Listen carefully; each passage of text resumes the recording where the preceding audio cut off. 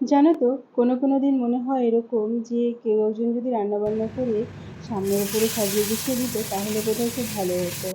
যেমনটা আজকে আমার মনে হচ্ছে। কারণ শরীরটা একটু খারাপ, তাই ভাবছিলাম যে রান্নাটা বুঝি না করলে ভালো হতো।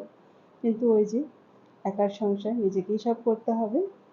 আর ওই যে তোমাদের একটা ভালোবাসা এখন একটু একটু করে পাওয়া শুরু করেছি, সেই লোভটা তো আর ছাড়তে পারছি না।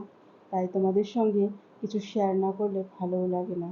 আর অনেকেই আছো যারা আমার ভিডিওর জন্য বসে থাকো, তো তাদের জন্য তো অবশ্যই এইটুকু দায়িত্ব তো পালন করতেই পারি, বলো। তো যাই হোক, আজকে না রান্না করছি কাতলা মাছের ঝোল।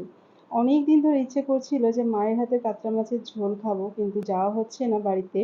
তো ওই জন্য ভাবলাম যে নিজেই আজকে একটু বানিয়ে নিই, মা কিভাবে বানায় সেটা শুনে। তো যাই হোক, মাছ দুটোকে ভালো করে ভেজে নিয়েছি এখানে একদম কড়া করে। আর এদিকে হচ্ছে আর একটু তেল দিয়ে তাতে তেজপাতা, শুকনো লঙ্কা আর একটু জিরে ফোড়ন দিয়ে আলু দিয়ে দিয়েছি। আলুটাকে একটু ভালো করে ভাজা ভাজা করে এর মধ্যে নুন, হলুদ আর হচ্ছে এর মধ্যে মশলা বলতে ওই আদা জিরে রেগুলার যে মশলা লাগে, আর সামান্য একটু টমেটোও দিয়েছি। বেশি টমেটো দিইনি, বেশি টমেটো দিলে কেমন একটা স্মেল হয়, ওই জন্য বেশি টমেটো দেওয়া পছন্দ করি না। এই যে আদা জিরে বাটা, এটা না আমি একটুখানি স্টোর করেও রাখি, 4-5 দিন আমার হয়ে যায়। আর এখানে দিয়ে দিলাম এই যে একটুখানি ধনে গুঁড়ো আর কি।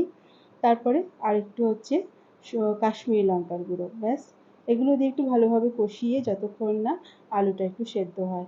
আর এদিকে বসিয়ে দিচ্ছি ভাত প্রেশার কুকারে, আর তার মধ্যে দেখো এই যে একটু ঢ্যাঁড়স সেদ্ধ দিয়ে দিয়েছি বাটিতে। ভাতটাও হাফ হয়ে যাবে আর ওদিকে ঢ্যাঁড়সটাও হয়ে যাবে। দেখো এদিকে কষানো হয়ে গেল, এদিকে একটুখানি জল দিয়ে দিলাম, এটাকে ফুটতে দিলাম। এবার বলো তো, কার এরকম ঝোল খেতে ভালো লাগে? এই গরমে মনে হয় না যে একটু ঝোল ঝোল ভাত খাই। হ্যাঁ, একটু সবজি দিলে হয়তো ভালো হতো, কিন্তু আজকে না পটল ছাড়া আর কোনো সবজিই নেই তেমন একটা। আর পটল দিয়ে আজকে খেতেও ইচ্ছে করছিল না। যাই হোক, আমার না মাছের ঝোলটা একদম রেডি। ওপর থেকে একটু ধনে জিরের গুঁড়ো দিয়ে দিলাম ভাজা। এবার এটাকে আমি নামিয়ে নেব। বেশ ভালো লাগে জানো তো এই ঝোলটা আমার খেতে, এই কাতলা মাছের এইরকম সাইজের পিস দিয়ে। ভীষণ ভালো লাগে খেতে। কে কে এরকমটা ভালোবাসো অবশ্যই জানিও কিন্তু। চলো, এদিকে কিন্তু আমার ভেন্ডি সেদ্ধ হয়ে গেছে, বুঝতে পারছো।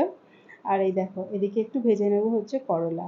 এই গরমে একটু তেতো খেতে বেশ ভালো লাগে।